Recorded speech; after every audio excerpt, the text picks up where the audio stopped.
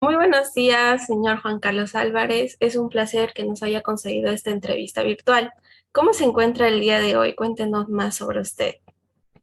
Gracias, Alejandra. Sí, un poco de frío, ¿no? Toda la mañana limeña. La mañana limeña es siempre un poco traicionera, ¿no? El día de hoy me encuentro bien, de frío nada más. Mi nombre es Juan Carlos Álvarez Juárez. Soy profesional de ingeniería industrial. Estudié la carrera en la Universidad de Ciencias Aplicadas, en la UPC. Soy de la ciudad de Arequipa, soy originario de la ciudad de Arequipa, pero vine a vivir aquí en la ciudad de Lima en el año 2005 aproximadamente. Adicionalmente a mi carrera de ingeniería industrial, he seguido la carrera docente como profesor en instituciones particulares en el sector secundario. También he trabajado en el sector público, en la SUNAT. En la SUNAT. Bueno, básicamente esa es la experiencia que te podría mencionar. Y ahora estoy terminando la carrera de Derecho en la Universidad César Vallejo. Ok, muchas gracias. Bueno, vamos a abordar un tema muy importante Ujú. que, bueno, se ha visto desde hace ya mucho tiempo que eso nos ha transmitido a través de la obra de César Vallejo, que es el tungsteno. Entonces, para usted, ¿cómo cree que esta obra, el tungsteno, influye en nuestras vidas personales y también como en la realidad peruana? A ver, la obra, al narrar hechos basados en la realidad de las comunidades de los pueblos del interior del país, en el caso, por ejemplo, del tungsteno, la ciudad de Colca, donde se encontraba el yacimiento minero de Quivilca, ¿sí? Que estaba siendo explotado por la empresa minera Mininso Tieti. Eh, A través de de estos hechos, de alguna manera la obra logra que el lector pueda conocer la realidad que muchas veces nos es negada o distorsionada, ¿no? A través de, bueno, de los medios de comunicación, etcétera, ¿no? De la vida de estas comunidades y su lucha constante contra los abusos de autoridades y empresas, porque no solamente son las empresas las que de alguna u otra forma pueden cometer abusos. Hay muchas empresas cuyo afán de lucro en muchos casos los aparta de esa responsabilidad social que deben poseer todas las empresas, porque estamos hablando de que la explotación de los yacimientos mineros, que es un ejemplo claro de lo que nos manda, de lo que nos expone la obra El Tuxteno, muchas veces tienen problemas ambientales, implican muchos problemas de tipo ambiental, ¿no? Entonces, esa solución a esos problemas es la que debe de alguna u otra forma implicar tanto de ambas partes una posibilidad de solución. Lamentablemente, estos problemas a veces son, como podríamos decir, mal informados. Es decir, no se informa bien y muchas veces el ciudadano peruano no está bien informado y se deja llevar mucho por la pasión. Entonces, yo creo que la obra logra eso, ¿no? De alguna u otra forma logra conectar al lector con esa situación que a veces muchas personas desconocen. Claro, es como que nos transmite la realidad. ¿Usted cree que las comunidades cercanas a las mineras pueden tener impactos tanto ambientales, sociales o económicos? ¿Y cuáles serían esos impactos que en realidad serían? A ver, voy a empezar hablando de los positivos, ¿ok? Voy a empezar hablando de los positivos. En este caso, básicamente impactos económicos.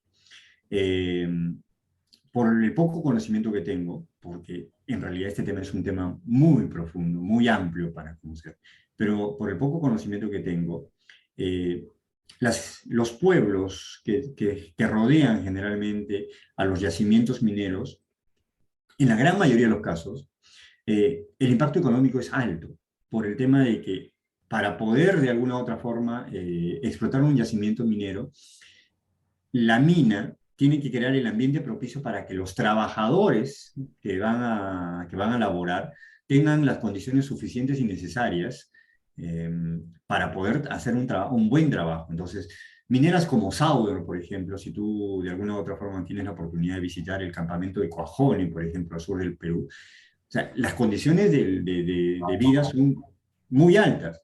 Y obviamente eso se traslada a los pueblos, a los pueblos colindantes.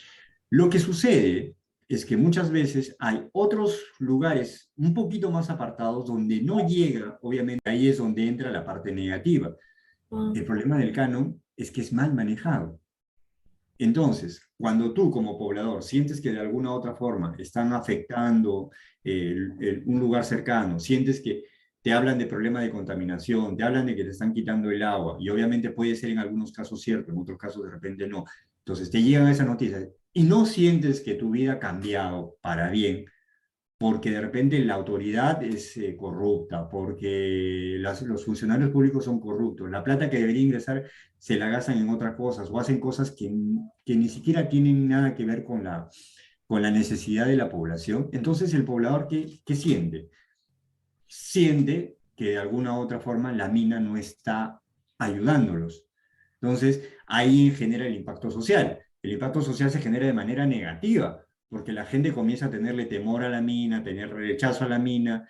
Obviamente hay intereses también marcados de mucha gente que no quiere la minería. Entonces es un bombardeo de ambas posiciones. Y el poblador, ¿qué siente? Genera el bombardeo más cercano a él, es el que está, de la gente que está con ellos. Por eso que se le reclama mucho a las mineras un acercamiento constante con la población. Porque si la minera no tiene o las empresas no tienen un constante acercamiento con la población, entonces suceden esos problemas también.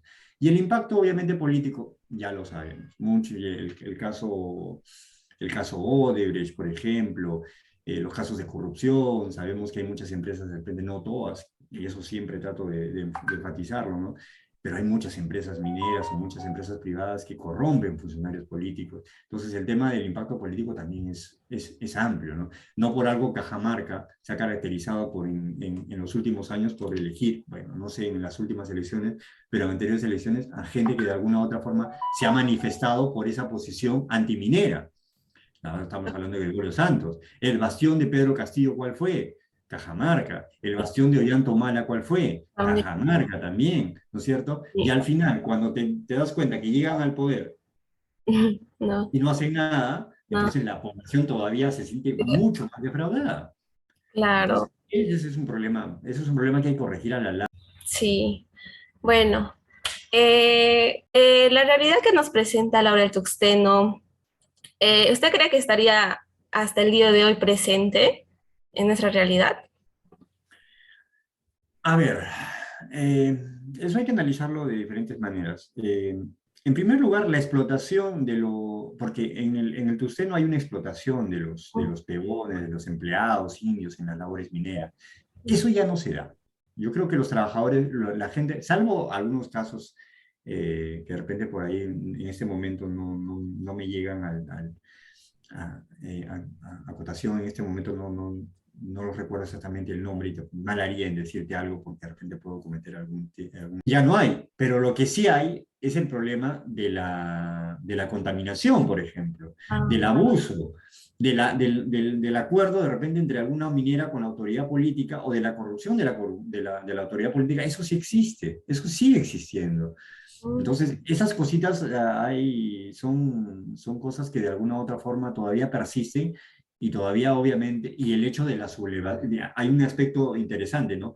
La población en el Tusteno se subleva ante, obviamente, ante lo que ellos consideran ya obviamente un maltrato demasiado grande, tanto de las empresas como de las autoridades, ¿no es cierto? Y obviamente está ahí a raíz ¿cómo se llama?, del asesinato de la Rosada, ¿no es cierto? claro. Entonces, y obviamente no hubo nada, no se condenó, no se encarceló, no le pasó nada, ¿no es cierto?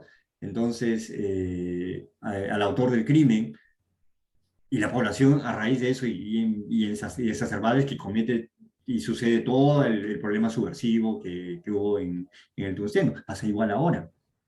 La población a veces está así, de repente, no son los delitos que comete la empresa, pero son los delitos que cometen de repente X, Y personas y de repente ve que el Poder Judicial no le ayuda, que las autoridades no le ayudan, que las autoridades son corruptos. ¿Y qué sucede? Comienzan a ver las protestas sociales, los conflictos sociales. Claro. Es una realidad permanente y actual en el Perú. Sí, claramente. Aparte también de eso, lo que nos transmite la obra, ¿no? Lo que es la desigualdad, la discriminación, aunque sea poco a veces, pero sí existe todavía, más que todo en el ámbito laboral. Yo sí he Ujú. visto casos que sí existen todavía ese tipo de problemas. Es muy lamentable. Ya casi por terminar, estimado Juan, ¿qué recomendaciones usted daría a la juventud de hoy respecto a este tema? La sociedad en la que vivimos es una sociedad totalmente distinta a la que yo me criaba. ¿Ok? Entonces mis consejos por ahí pueden sonar en muchos casos antiguos, muchos casos un poco pasados de moda de repente. Mm, Pero si yo tuviera que decir algo, serían, primero, edúquense, edúquense, lean. La cultura de la lectura se ha perdido. O sea, lean, infórmense. Y cuando me refiero a infórmense, me refiero a que no crean simple y llanamente en lo que los medios dicen, en lo que Internet les dice. Traten de buscar tres, cuatro fuentes de información cuando necesitan hablar sobre un tema. Eso es importante, porque es bien sabido que a un pueblo educado es muy difícil engañar. Es muy difícil engañar. Y el engaño que ha sufrido la población en el Perú básicamente es porque la educación no es buena. El sistema educativo no es bueno. Entonces, al no ser bueno el sistema educativo, lamentablemente, mucha gente se deja engañar. Entonces, cuando tú conoces en un tema, nadie te puede engañar. mm. Muchas gracias, señor Juan Carlos. No, Natalie, Alejandra, gracias a ti por considerarme y por tener darme la posibilidad de expresar lo que acabo de expresar en esta entrevista. Muchas gracias.